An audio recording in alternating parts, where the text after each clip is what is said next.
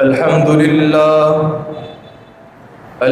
لله نحمده ونستعينه ونستغفره ونؤمن به ونتوكل عليه ونعوذ بالله من شرور أنفسنا ومن سيئات أعمالنا من يهده الله فلا مضل له ومن يضلله فلا هادي له ونشهد أن لا إله إلا الله وحده لا شريك له ونشهد أن محمدًا عبده ورسوله أما بعد فإن خير الحديث كتاب الله وخير الهدي هدي محمد صلى الله عليه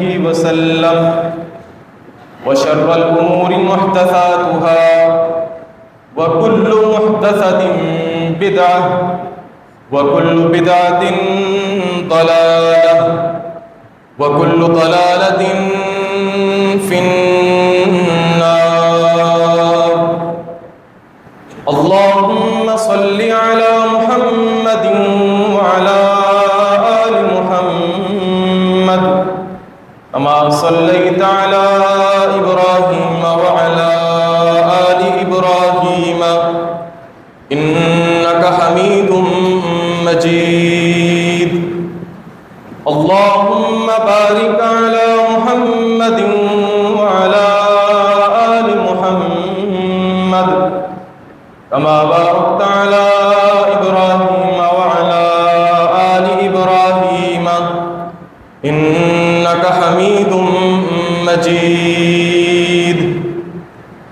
فقد قال الله تبارك وتعالى في القرآن المجيد والفرقان الحميد: أعوذ بالله السميع العليم وبوجهه الكريم وسلطانه القديم من الشيطان الرجيم. بسم الله الرحمن الرحيم. وما من دابة في الأرض إلا على الله رزقها. رب اشرح لي صدري ويسر لي أمري واحلل عقدة من لساني يفقهوا قولي. سبحانك لا علم لنا إلا ما علمتنا إنك أنت العليم الحكيم. اللهم انفعنا بما علمتنا وعلمنا ما ينفعنا وزدنا علما. اللهم إنا نعوذ بك من علم لا ينفع ومن قلب لا يخشع ومن نفس لا تشبع ومن دعوة لا تسمع. ہر قسم کی تعریفات و تحمیدات، تسبیحات و تقدیسات، تہلیلات و تمجیدات اور شکریہ کے سارے پاک، مطہر اور معلی کلمات اس اللہ جل جلالہ عم نوالہ کے لیے کہ جس کی جتنی بھی تعریفیں بیان کی جائیں، جس کی جتنی بھی حمد و ثنا، کبریائی، بزرگی، پاکیزگی، تطہیر، تقدیس، تجمیل بیان کی جائے کم ہے. حق یہ ہے کہ ہم اس کی تعریف بیان کرنے کا حق ادا نہیں کر سکتے.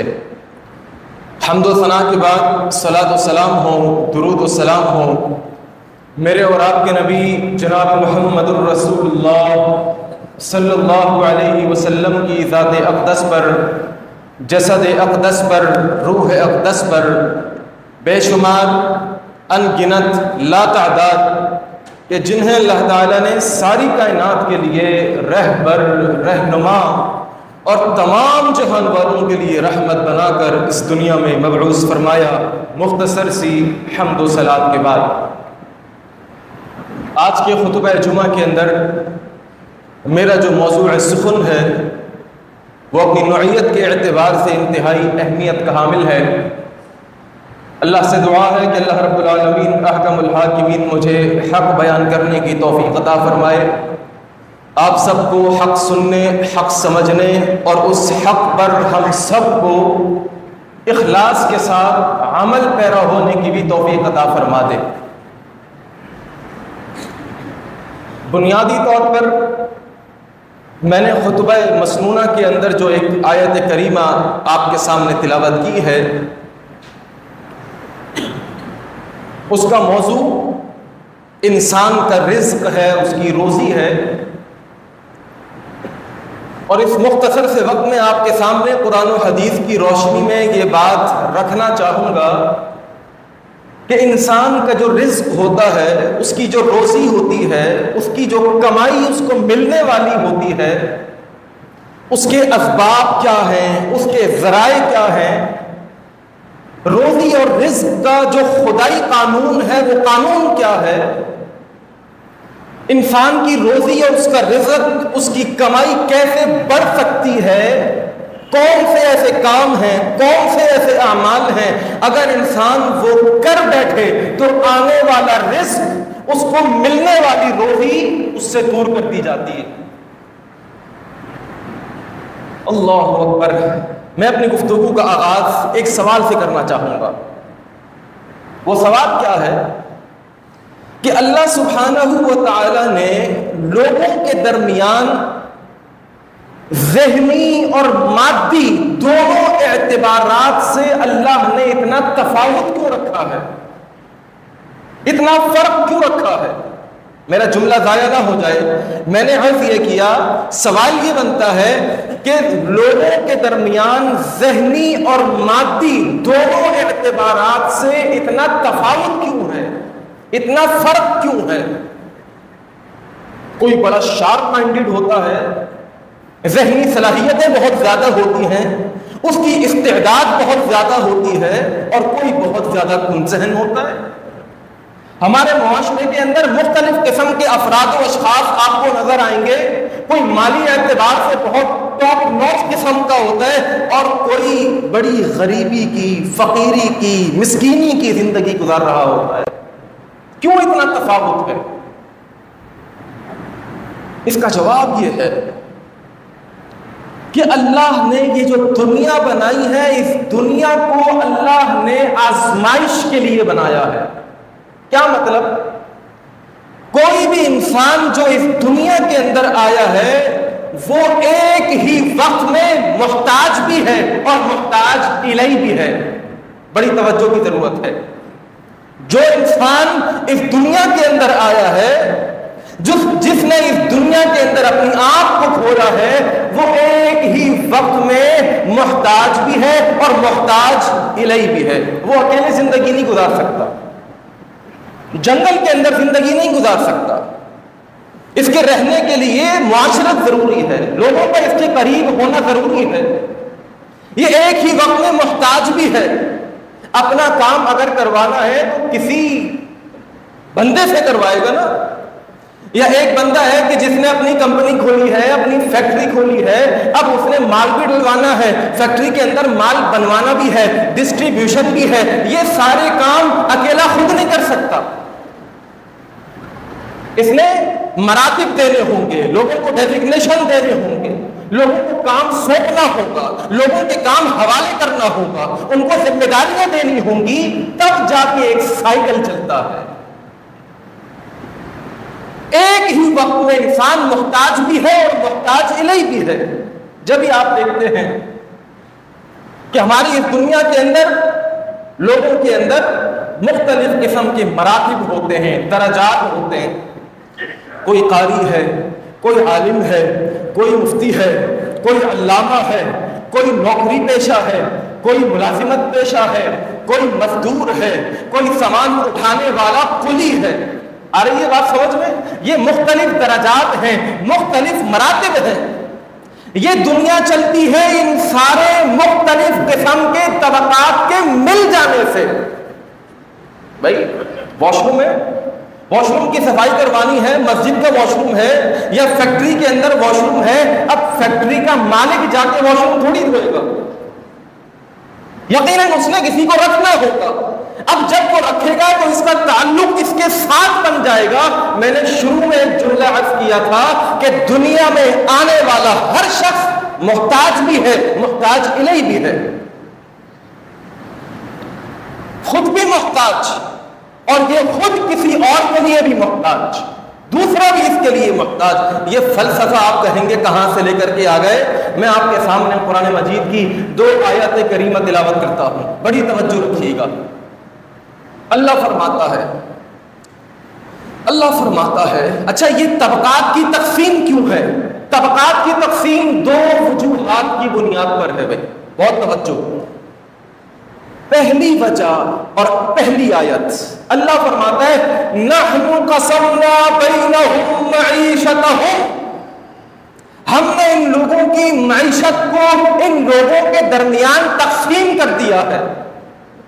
وَرَفَعْنَا بَعْضَهُمْ فَوْقَ بَعْضٍ دَرَجَاتٍ، اور ہم نے لوگوں کے درمیان مختلف طبقات رکھے ہیں، مختلف درجات رکھے ہیں، مختلف مراتب رکھے ہیں. کوئی کمپنی کا CEO ہوتا ہے، کوئی ایگزیکٹو ڈائریکٹر ہوتا ہے، کوئی ڈسٹریبیوشن کا مینیجر ہوتا ہے، کوئی سیلس مین ہوتا ہے. یہ مختلف درجات ہیں، طبقات ہیں. اللہ کیوں؟ کیا وجہ ہے؟ میرے پاس پیسہ کم، اس کے پاس زیادہ، اس کے پاس بڑی گاڑی، میرے پاس چھوٹی گاڑی، اس کے پاس بڑا بنگلہ اور میں ایک کرائے کے مکان میں رہتا ہوں. یہ تقسیم کیوں ہے آخر؟ اللہ اکبر کبیرہ.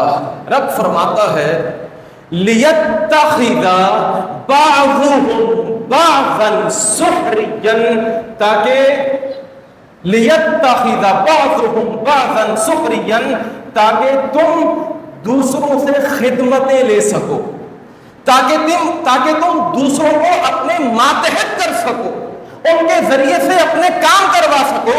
ایک بندہ ہے دکان کھول لیے.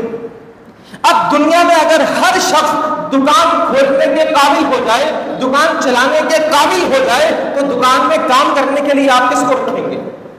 آ رہی ہے بات سمجھ میں؟ لِيَتَّخِذَ بَعْضُهُمْ بَعْضًا سُخْرِيًّا، یہ طبقات کی تقسیم، یہ مختلف مراتب، یہ مختلف درجات اس لیے رکھے ہیں تاکہ تم دوسروں سے خدمتیں لے سکو، ان کو ماتحت کر سکو، ان کو پیسے دے کر اپنا کام کروا سکو. پہلی وجہ سامنے آ گئی.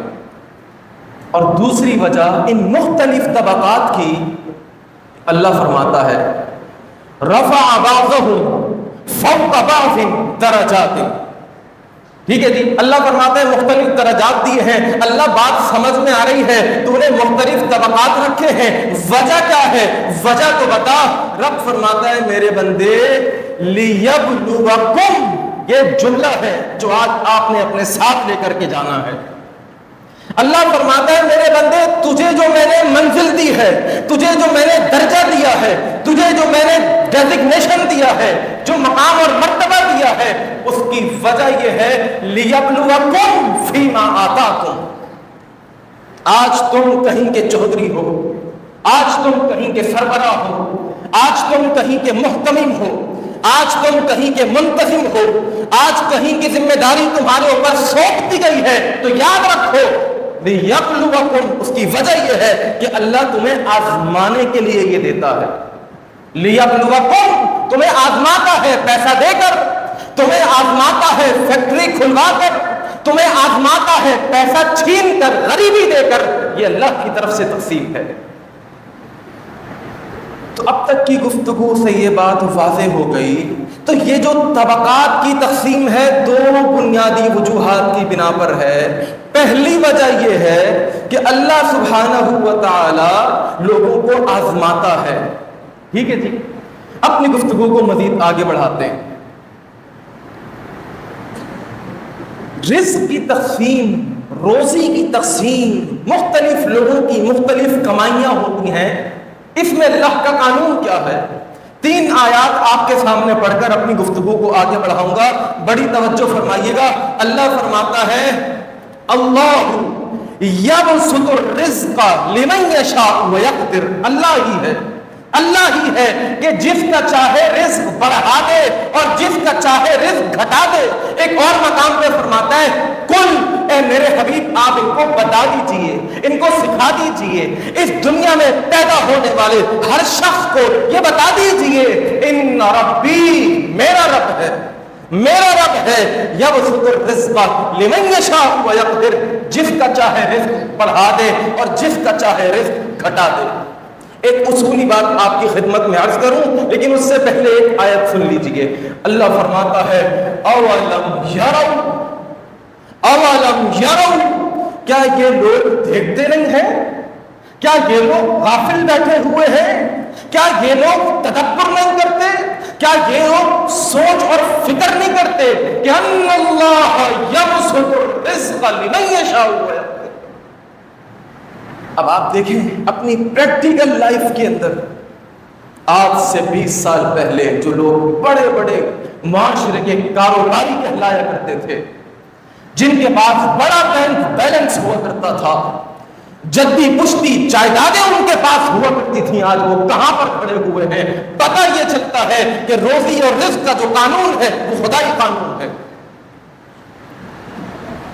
کسی کے کوئی وظیفہ بتا دینے سے، کہیں پر کوئی چادر چڑھا دینے سے، اپنے ہاتھ کے اوپر کوئی تعویذ لٹکا لینے سے انسان کی روزی کے اندر کمی نہیں ہوتی، انسان کی روزی کے اندر توسیع نہیں ہو سکتی۔ یہ اللہ کا خدائی قانون ہے۔ میرے دوستوں، میرے بزرگوں، میری ماں اور بہنوں، یاد رکھیے کہ اس دنیا کے اندر جتنے بھی جاندار ہیں، وہ جنات ہو، وہ انسان ہو، حضرت آدم علیہ السلام سے لے کر قیامت کی صبح تک پیدا ہونے والے ہر انسان کے لیے جو رزق ہے اس کی تقسیم خدائی قانون کے مطابق ہے۔ اس کو رزق ملے گا خدائی قانون کے تحت۔ ہر جاندار کا رزق اللہ کے ہاتھ میں ہے۔ رب فرماتا ہے وَمَا مِن دَابَّةٍ فِي الْأَرْضِ، دابۃ، کیا اللہ نے مثال کی ہے، کیا جملہ کہا ہے۔ اللہ نے جنات کا لفظ استعمال نہیں کیا، اللہ نے انسانوں کا لفظ استعمال نہیں کیا۔ اللہ فرماتا ہے میرے بندے دابۃ، زمین پر رینگنے والا کیڑا مکوڑا، حشرات الارض، اس کا رزق بھی اللہ کے ہاتھ میں ہے۔ چیونٹی کا رزق، اللہ اکبر، پہاڑ ہے، رات کی تاریکی ہے، ظلمتیں ہیں، اندھیرا ہی اندھیرا ہے، اور اس اندھیرے کے اندر ایک چلنے والی چیونٹی، ایک رینگنے والا کیڑا، رب فرماتا ہے الا علی اللہ رزقھا، اس کو بھی اگر رزق پہنچتا ہے تو اس کو پہنچانے والے بھی ہم ہیں۔ سمندروں کے اندر مچھلیوں کو رزق پہنچانے والا اللہ ہے۔ آئیے میں آپ کو ایک روایت سناتا ہوں، اور اس روایت کا تعلق اسرائیلی روایات کے ساتھ ہے۔ نبی علیہ السلام کا فرمان نہیں ہے، اسرائیلی روایات۔ اور یاد رکھیے گا اصول، قانون، ضابطہ اور کلیہ یہ ہے کہ اسرائیلی روایات اگر قرآن اور حدیث کے ساتھ، شریعت کے ساتھ، نصوص قطعیہ کے ساتھ، نصوص الدلالہ کے ساتھ اگر نہیں ٹکرائیں گی تو آپ عبرت کے لیے اس کو بیان کر سکتے ہیں۔ بڑی توجہ، آپ بارہا سن چکے ہوں گے، میں صرف اشارتاً بات عرض کر کے اپنی گفتگو کو آگے بڑھاؤں۔ حضرت سلیمان علیہ السلام آپ کا دور ہے، اور حضرت سلیمان علیہ السلام کے بارے میں رب کا قرآن کہتا ہے کہ انہوں نے دعا مانگی، اللہ ایسی حکومت، ایسی بادشاہت، ایسی سلطنت، ایسی قدرت عطا فرما کہ کائنات کے اندر آج سے پہلے اور میرے بعد اس دنیا کے اندر کسی کو ایسی سلطنت نہ ملے۔ دعا قبول ہو گئی۔ جنات پر حکومت، فضاؤں پر حکومت، انسانوں پر حکومت، جانوروں پر حکومت، تمام مخلوقات کے اوپر حکومت۔ اللہ سے عرض کی اللہ اس کرۂ ارض کے اوپر تیری جتنی بھی مخلوقات ہیں ان تمام کو ایک دن میں ایک مرتبہ دعوت کرنا چاہتا ہوں اور ان کو بلانا چاہتا ہوں. یہ استدعا بھی قبول ہو گئی. بتا دیا گیا کہ جی فلانی تاریخ کو فلانے دن اتنے بج کر اتنے منٹ پر دنیا میں جتنی بھی مخلوقات ہیں وہ حضرت سلیمان علیہ السلام کی جگہ کے اوپر وہاں پر آ جائیں, میدان میں آ جائیں. ان کے لیے دعوت کا اہتمام ہے. پکوان بنائے گئے, بڑی بڑی دیگیں بنائی گئیں اور مختلف قسم کے انواع و اقسام کے مأکولات بھی ہیں, مشروبات بھی ہیں, اور اب مہمانوں کا سلسلہ بھی شروع ہونے کو ہے. اللہ اکبر کبیرہ. آپ واقعات سنتے رہتے ہیں, میں صرف اشارہ کر کے اپنی بات کو آگے بڑھاؤں. میدان سج چکا ہے, ٹیبلیں لگ چکی ہیں اور آگ بھی جلائی جا چکی ہے. جب ہم شادی حال میں جاتے ہیں نا تو نظر رہتی ہے کہ بھائی چولہا کب جلے گا, ہے نا بھائی. یار 10:30 بجے کا ٹائم دیا تھا لیکن 11 بج گئے ابھی تک چولہا ہی نہیں جلا, کیا بات ہے. میدان سج چکا ہے, معقولات مشروبات سامنے رکھ دیے گئے ہیں. اللہ اکبر. سمندر سے ایک مچھلی نکلتی ہے اور آنے کے بعد حضرت سلیمان علیہ السلام نے ساری مخلوقات کے لیے جتنا بھی دعوت کا اہتمام کیا تھا وہ سب کا سب ایک لمحے میں, ایک لحظے کے اندر, ایک نوالے کے اندر نکل گئی. اب جب کھانا کم پڑ جائے نا شادیوں کے اندر تو پھر جو میزبان ہوتے ہیں نا ان کی حالت دیکھنے والی ہوتی. ایک نوالے کے اندر سارا دسترخوان سمیٹ گئی. اب میزبان پریشان, ارے بھائی یہ کیا کیا, سارے مہمانوں کا کھانا ایک لمحے میں کھا لیا, ایک نوالے میں نگل لیا. مچھلی کہتی ہے اے سلیمان تمہیں پتہ بھی ہے میرا رب روزانہ اس قسم کے 3 نوالے مجھے کھلاتا ہے, 3 نوالے. ان اللہ هو الرزاق ذو القوة المتین, هو الرزاق. یہ جو جملہ ہے نا, آج ہمارا اس جملے کے اوپر ایمان کمزور ہو گیا ہے. آج ہمارا ایمان کا مسئلہ ہے. آج صبح ہوتی ہے, کل کی ٹینشن ہوتی ہے, کیا کمائیں گے, کہاں سے آئے گا. ارے ہمارا ایمان کمزور ہو چکا ہے. اس جملے کو یاد رکھیے گا, هو الرزاق, هو الرزاق, هو الرزاق. رزق اگر کوئی دینے والا ہے تو وہی ہے بس. اس کے علاوہ کائنات کے اندر کوئی پیر, کوئی فقیر, کوئی بادشاہ, کوئی مزار, کوئی تعویذ, کوئی چادر آپ کو رزق نہیں دے سکتی. اللہ اکبر. آج ہمارا المیہ یہ ہے, ہمارا المیہ یہ ہے کہ ہم اللہ کے احسانات کی قدر نہیں کرتے. اللہ کے ہم پر جو انعامات ہیں ان کی قدر نہیں کرتے. یہ سر, یہ آنکھیں اللہ کی نعمت, یہ ہاتھ پکڑتے ہیں اللہ کی نعمت, یہ پاؤں چلتے ہیں اللہ کی نعمت, یہ نظام انہضام اللہ کی نعمت, یہ ناک سونگتی ہے اللہ کی نعمت, یہ دانت چباتے ہیں اللہ کی نعمت ہے, یہ زبان ذائقے دار ہوتی ہے, ٹیسٹ کرتی ہے اللہ کی نعمت ہے. وَإِن تَعُدُّوا نِعْمَةَ اللَّهِ لَا تُحْصُوهَا. اے میرے بندے اگر تم میری نعمتوں کو شمار کرنا چاہے نا, اٹس انکاؤنٹیبل, لا تحصوها, نہیں کاؤنٹ کر سکتا. اللہ پھر بھی ایک کوشش کر لینے دے. رب فرماتے ہیں میرے بندے میرے انعامات کو, میرے احسانات کو کاؤنٹ کرنا چاہتا ہے. اللہ ہاں ایک کوشش کر لینے دے. رب فرماتا ہے چل آجا میرے انعامات کو کاؤنٹ کرنا شروع کر. رب کا قرآن کہتا ہے قُلْ لَوْ كَانَ الْبَحْرُ مِدَادًا لِكَلِمَاتِ رَبِّي لَنَفِدَ الْبَحْرُ قَبْلَ أَن تَنْفَدَ كَلِمَاتُ رَبِّي. ایک اور مقام پہ اللہ فرماتا ہے اے میرے بندے وَلَوْ أَنَّ أَقْلَامًا, اگر دنیا کے اندر جتنے بھی درخت ہیں, اور آپ کو پتا ہے ہمارے پاکستان کا جو شمالی علاقہ جات ہے درختوں سے جنگلات سے بھرے ہوئے. رب فرماتا ہے میرے بندے اس دنیا کے اندر جتنے بھی درخت ہیں ان درختوں کو اگر قلم بنا دیا جائے, کیا بنا دیا جائے بھائی, کیا بنا دیا جائے, قلم بنا دیا جائے. والبحر يمده من بعده سبعة أبحر, اور ان قلموں کے اندر جتنے بھی دنیا کے اندر سمندر ہیں, آپ کو پتا ہے کہ خشکی 25% ہے اور یہ جو سمندر ہے جو پانی ہے دنیا کے اندر وہ 75% ہے.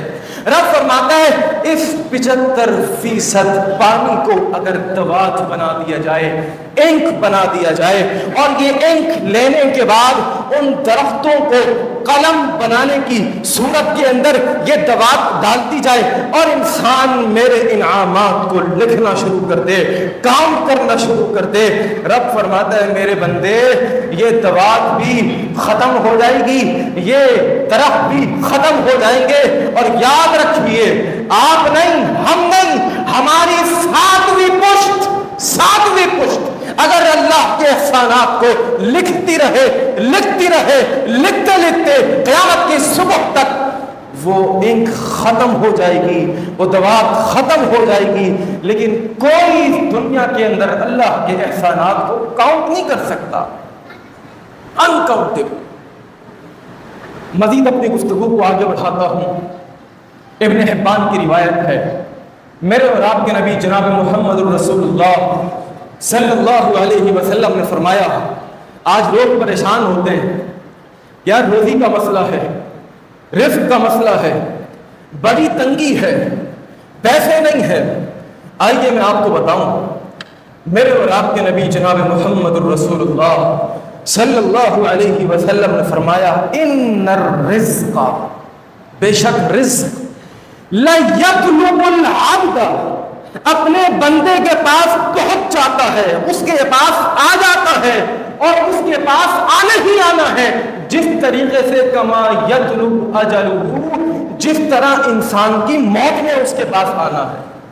اب اس حدیث کا لوگ غلط مفہوم سمجھتے ہیں کہ جی ہم نے تو حدیث میں پڑھا تھا کہ میرا رزق مجھے ملے گا جس طرح میرے پاس میری موت میں آنا ہے, تو اب تو مجھے کام کاج کی ضرورت ہی نہیں ہے, میں تو گھر میں بیٹھ جاؤں, موبائل استعمال کروں, دنیا جہاں کی فیس بک کے اوپر, انسٹاگرام کے اوپر, ٹک ٹاک پر مختلف قسم کی ویڈیوز دیکھتا رہوں, تو جس طرح میری موت نے مجھ پر آنا ہے میرے رزق نے بھی آنا ہے میرے پاس. غلط مفہوم سمجھ کر غلط مطلب لے لیا اس حدیث کا. آئیے میں آپ کو ایک اور حدیث سناؤں, سلسلہ صحیحہ کی روایت ہے, میرے اور آپ کے نبی جناب محمد رسول اللہ صلی اللہ علیہ وسلم کا ارشاد ہے, آپ نے فرمایا یہ ان لوگوں کے لیے جو گھر میں بیٹھے ہوئے ہوتے ہیں, کوئی کام کاج نہیں ہے. ہاں جی کیا کرتے ہیں آپ, کوئی کام تو کچھ نہیں ہے بھائی, پھر کیا کرتے ہیں, گھر میں بیٹھتے ہیں. گھر میں کیا کرتے ہیں, بس گھر میں گھر والوں کے ساتھ جو وہ کرتے ہیں. یہ بھی کوئی زندگی ہے, یہ بھی کوئی لائف ہے کہ انسان کچھ نہ کرتا ہو.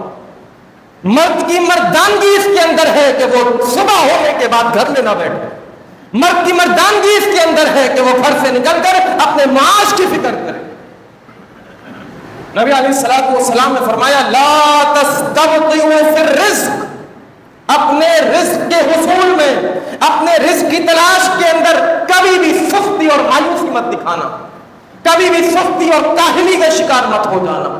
بیٹھے ہوئے تو بیٹھے ہوئے ہیں, لیٹے ہوئے تو لیٹے ہوئے ہیں, سو رہے تو سو رہے تو سو رہے. ایک شخص میرے پاس آیا, کہنے لگا مفتی صاحب بڑا مسئلہ ہے, مسئلہ یہ ہے کہ مجھ سے اٹھا نہیں جاتا, دل چاہتا ہے بس سوتا رہوں تو سوتا رہوں تو سوتا رہوں. انا للہ و انا الیہ راجعون. مقصد کچھ نہیں ہے, لائف کے اندر کوئی ویژن نہیں بنایا ان لوگوں نے, کیا کرنا ہے, کیا مقاصد ہے, کیا فریم ورک ہے, کس طریقے سے اپنے آپ کو آگے لے کر کے جانا ہے, اپنے خاندان کو آگے لے کر کے جانا ہے. لا تستبطئوا فی الرزق, رزق کے حصول کے اندر انسان کبھی بھی سستی مت دکھائے. ہاں یار موبائل بھرا ہوا ہے, بہت سارے لوگ رابطہ کرتے ہیں, لیکن بس یار جب ٹائم ہوتا ہے جواب دے دیتا ہوں. لوگ کہہ رہے ہیں مال پہنچاؤ, مال چاہیے, ہاں ہاں دے دوں گا بھائی, دے دوں گا. انا للہ و انا الیہ راجعون. اور ہم ہیں بڑے پکے مسلمان نمازی. ارے یہ بھی اس کا تعلق بھی قرآن اور حدیث کے ساتھ ہے. اپنی روزی کے حصول کے اندر سستی مت دکھاؤ. کیوں؟ اس لیے فَإِنَّهُ لَن يَمُوتَ الْعَبْدُ حَتَّى يَبْلُغَ آخِرُ رِزْقِهِ هُوَ لَهُ. انسان پر موت نہیں آنی جب تک اس کے حق میں لکھا ہوا آخری رزق اس کو نہ مل جائے. نہیں مرے گا. اللہ نے جتنا دینا ہے وہ دے کر کے رہے گا. اور ایک اس حدیث کا ایک جملہ ایسا ہے کہ اللہ اکبر، نبی علیہ الصلوۃ والسلام نے فرمایا فَأَجْمِلُوا فِي الطَّلَبِ. کیا؟ فَأَجْمِلُوا فِي الطَّلَبِ. ہر انسان کی کوشش ہوتی ہے، صبح نکلتا ہے، دکان پہ جاتا ہے، فیکٹری پہ جاتا ہے، کمپنی کے اندر جاتا ہے، آفس کھول کر کے بیٹھتا ہے اور دماغ میں ہوتا ہے کہ ہاں جی پیسہ کمانا ہے، پیسہ کمانا ہے، دولت بنانی. دولت بنانے کا ایک اصول یاد رکھیے گا، اور یہ اصول میرا بتایا ہوا نہیں ہے. آج سے 1400 سال پہلے میرے اور آپ کے نبی جناب محمد رسول اللہ صلی اللہ علیہ وسلم اصول دے کر کے گئے تھے. فرمایا فَأَجْمِلُوا فِي الطَّلَبِ. رزق کے حصول میں جمال ہونا چاہیے، کمال ہونا چاہیے، ایک حسن ہونا چاہیے. ارے بھائی رزق کے حصول کا کمال اور جمال کیا ہوتا ہے؟ کیا ہوتا ہے؟ اس کا حسن کیا ہوتا ہے؟ فرمایا اخذ الحلال وترک الحرام. پیسے کی کمائی کے راستے کے اندر بہت سے راستے کھل کے سامنے آئیں گے. سیدھے راستے پہ چلتے چلتے شیطان آئے گا اور کہے گا ارے بھائی بہت دیر لگ جائے گی وہاں تک پہنچنے میں، یہ سیدھے ہاتھ پہ جو شارٹ کٹ جا رہے ہیں نا یہاں سے پیسہ جلدی آئے گا. یہ جو الٹے ہاتھ میں بہت سارے راستے ہیں نا یہ پیسہ جلدی آئے گا، یہاں سے جلدی گاڑی آئے گی، جلدی بینک بیلنس بنے گا، جلدی جائیداد بن جائے گی. میرے دوستو، میرے بزرگوں، اخذ الحلال و ترک الحرام. اس کمائی کے راستے کے اندر ایک طرف حلال کا مال ہوگا، دوسری طرف حرام کا مال ہوگا. حسن یہ ہے، جمال یہ ہے، کمال یہ ہے کہ آپ اس پگڈنڈی کے اوپر چلتے ہوئے حلال کو لے لیں اور حرام کو چھوڑ دیں.